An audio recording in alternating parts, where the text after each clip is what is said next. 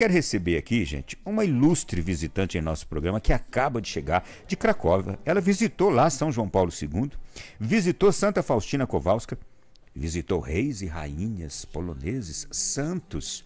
Ela visitou uma terra santa, uma terra de santos. Ela visitou Auschwitz e tem muito a nos contar. Gleiciane de Castro, seja muito bem-vinda. Boa tarde, tudo bem? Boa tarde, Ronaldo. Boa tarde a todos os nossos ouvintes da Rádio Canção Nova. De fato, um grande presente do céu, né? Deus nos visita de muitas maneiras e eu digo que esta foi uma grande visita, né, de Deus na minha vida particularmente, né? Porque visitar sempre um local santo deve nos remeter também a fazer uma revisão de vida.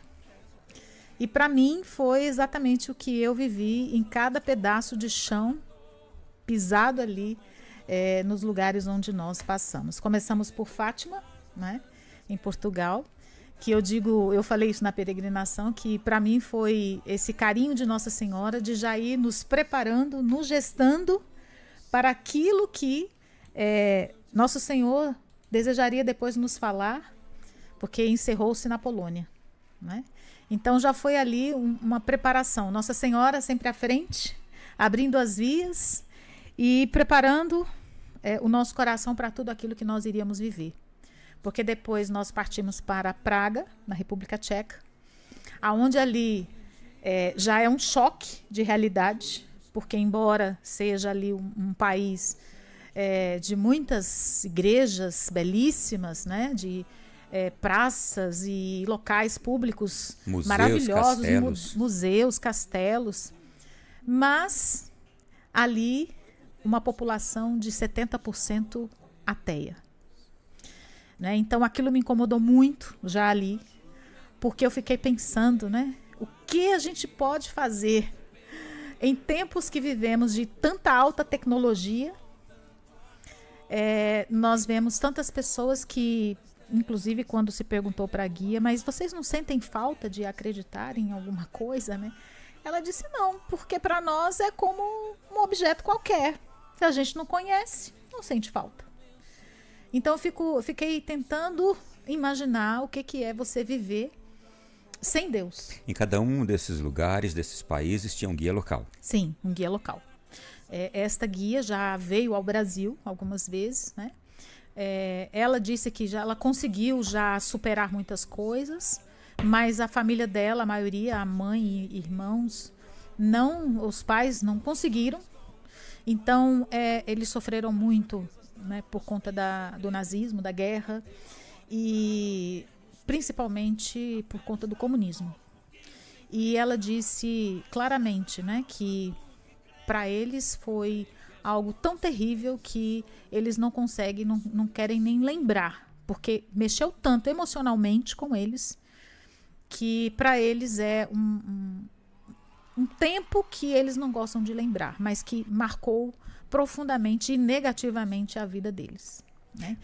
Então, assim, nos choca muito porque as igrejas ali, embora sendo tão lindas, mas locais onde as pessoas compram ingressos para participarem de concertos.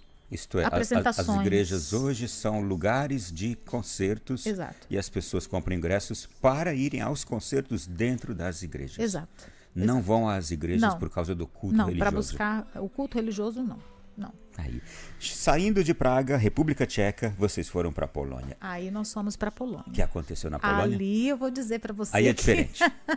Ali é um país assim sensacional, com todo respeito aos outros, né? Mas cada um tem uma experiência. A minha experiência realmente foi muito forte ali na terra de São João Paulo II, né? De Santa Faustina e outros santos também.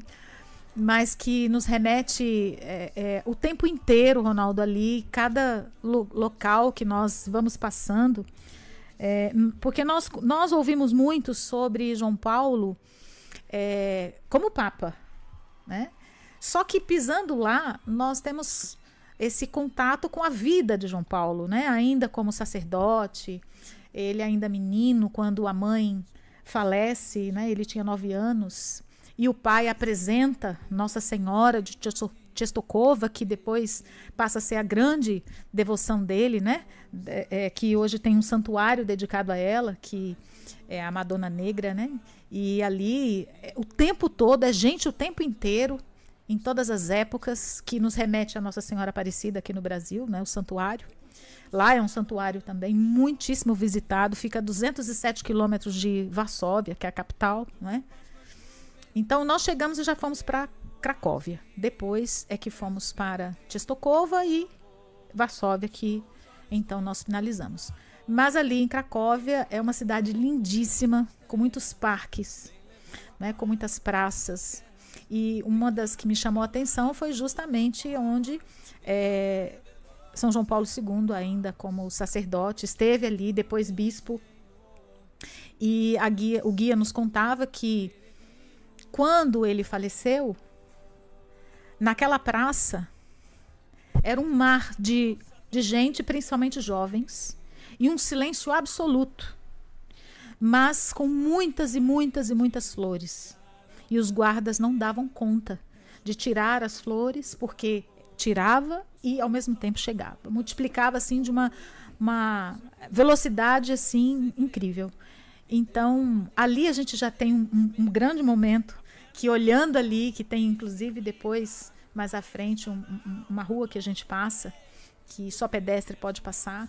Ali a gente já vê o quadro, né, com a foto dele. Ali já começa a mexer muito com a gente, né?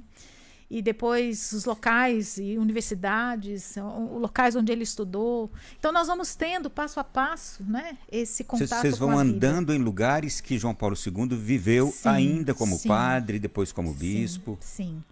E também toda a história, porque é algo também muito bonito que o povo polonês cultiva, é esse respeito e essa veneração pela história da Polônia.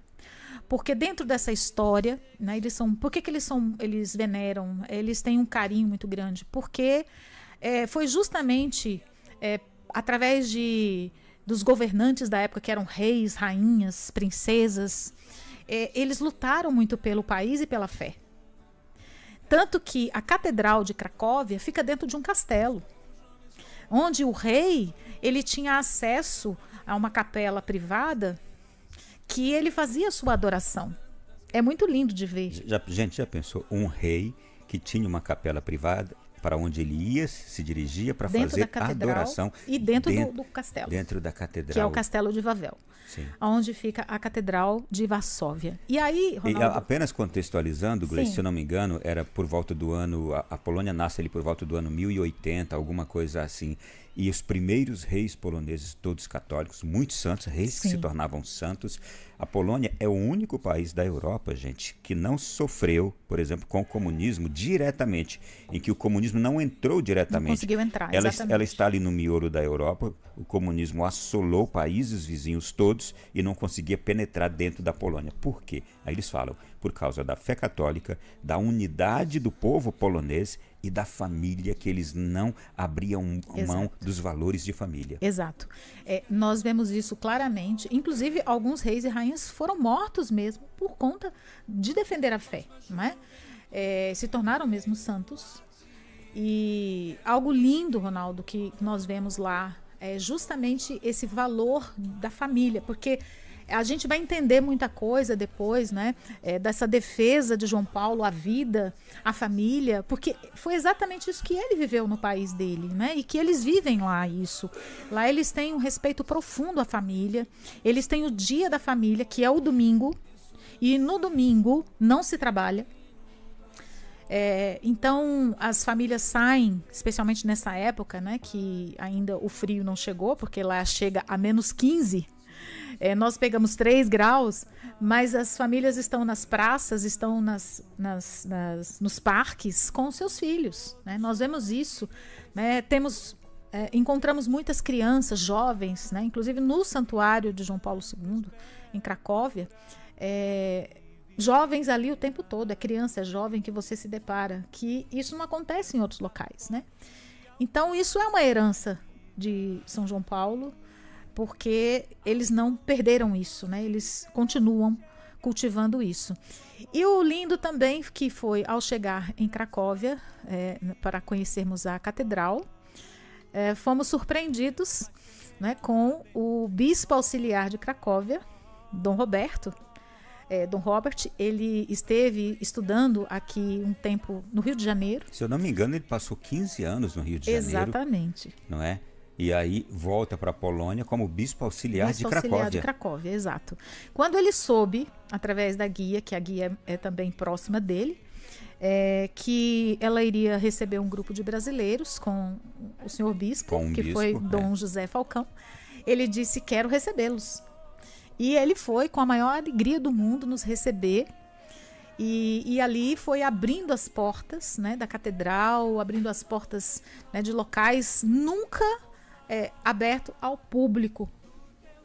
Como tivemos lá uma sala que é como uma sacristia, que ali ficam guardas 24 horas, porque tem preciosas relíquias ali, né, de vários santos, inclusive de reis. Então ninguém conseguiu entrar ali. E com a presença dele ali, nós fomos privilegiados de poder adentrar naquele local, né, que vimos ali muita graça de Deus. E depois, no subsolo, a capela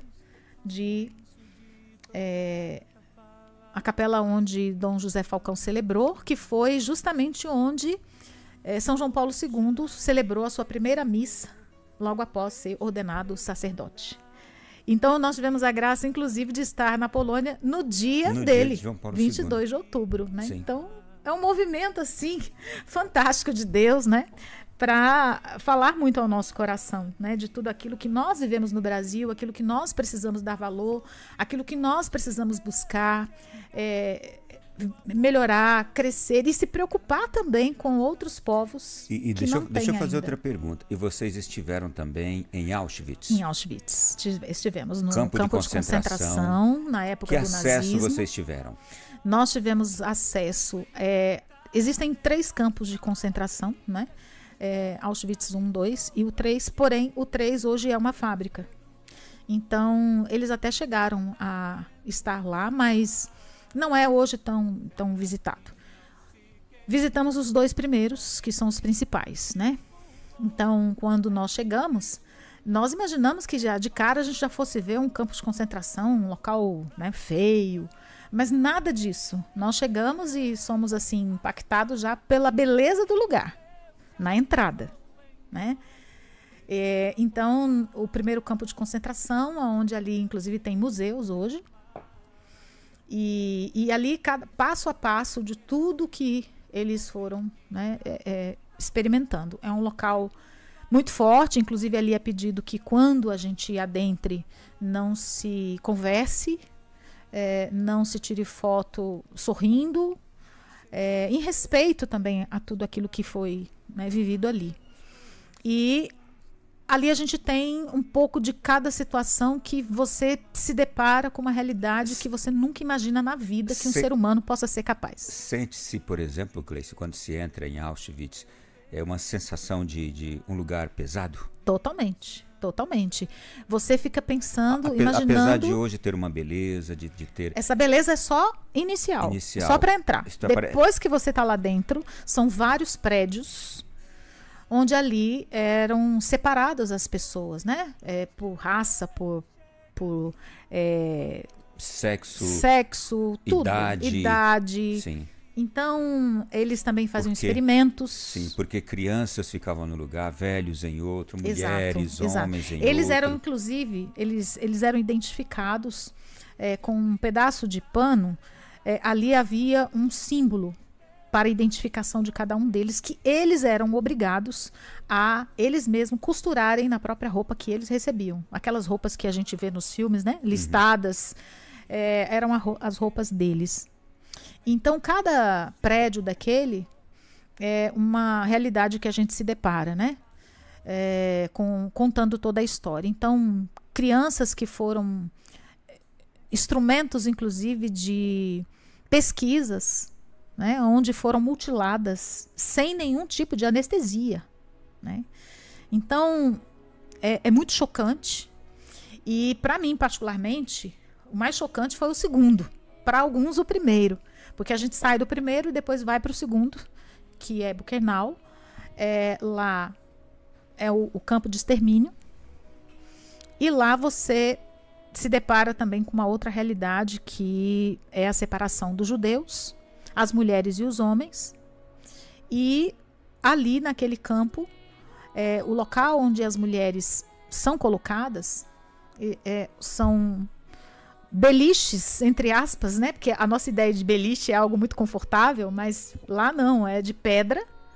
Você imagina um local que chega a menos 15 graus no inverno. A pedra fica gelada. Com uma roupa fina, de tecido, né? Porque eles não tinham agasalhos. Sendo colocados ali para trabalhos pesados. Então, as mulheres, normalmente, elas duravam 2 meses. Elas não duravam muito tempo de vida, depois que adentravam naqueles campos. E os homens, em torno de 6, 8, até 1 ano. Né, dependendo do que estivesse fazendo, né? E ali as mulheres eram colocadas num beliche de 3, vamos dizer assim, andares, sendo que o primeiro é a própria terra. O segundo é pedra e a parte de cima pedra. Só que, o que mais agravava ali? Mulheres com crianças, né, com filhos ali, que não era só uma que ficava, eram várias. E as necessidades delas, que elas faziam ali, quem estava em cima, vamos dizer assim, entre aspas, era privilegiada, porque o que ela precisava fazer das necessidades delas, porque elas não podiam sair, elas estavam presas. Então elas não podiam sair, um local escuro, frio, e ali é onde elas faziam as necessidades delas, que de cima, quem estava embaixo é que sofria mais. Porque você imagina, né? A urina que descia para as que estavam embaixo. E ali muitas delas pegavam infecções. Não era um trato humano. Não era um trato humano. Não, em absoluto. Pelo contrário, nós vemos o que um ser humano é capaz, né? Um ser humano sem Deus, ele é capaz de... Movido pela maldade. Movido pela maldade, um coração, né, que a gente não pode nem imaginar do que passa ali dentro, é capaz de tanta atrocidade. E daí a gente também sempre estar atento a qualquer comparação com o nazismo, gente. É que quem faz comparação de qualquer coisa com o nazismo não sabe o que foi o nazismo. Exatamente. Não é? Inclusive, eles defendem isso, que nunca mais... Ninguém compare nada ao nazismo. Pense em qualquer coisa semelhante, né? Eles defendem muito isso.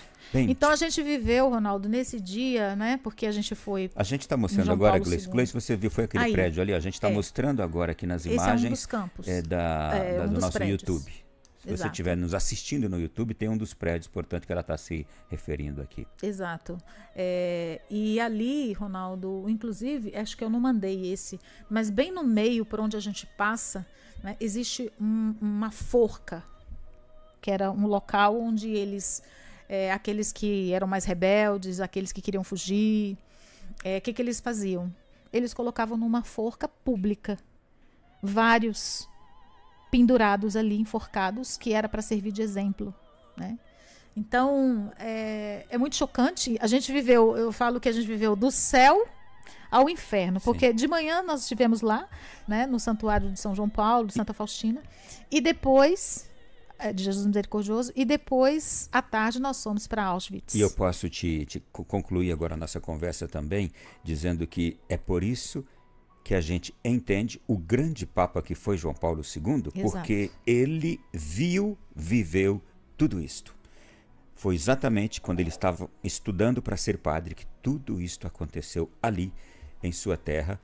Ele passou por situações também de medo, de quase ter sido preso também, porque ele com o pai, sendo operário, obrigado a trabalhos forçados, o pai já adoentado, idoso, ele acompanhando o pai. Depois que o pai morre, é que ele então sente o chamado vocacional, ou atende ao apelo vocacional que estava no coração dele, mas ele também passou por situações de dor ao ver tudo isso sendo praticado contra o povo judeu. Ele era um polonês, estava, entre aspas, protegido. Mas ele ainda assim também, como muita gente, muitos poloneses, foram obrigados naquela época a trabalhos forçados. Sim, tiveram muitos poloneses no campo de concentração. No campo de concentração, Olha, quero te agradecer por esse relato que você nos traz aqui. É que ele é impactante, tanto pela santidade, quanto pela maldade que o ser humano sem Deus é capaz de praticar não é?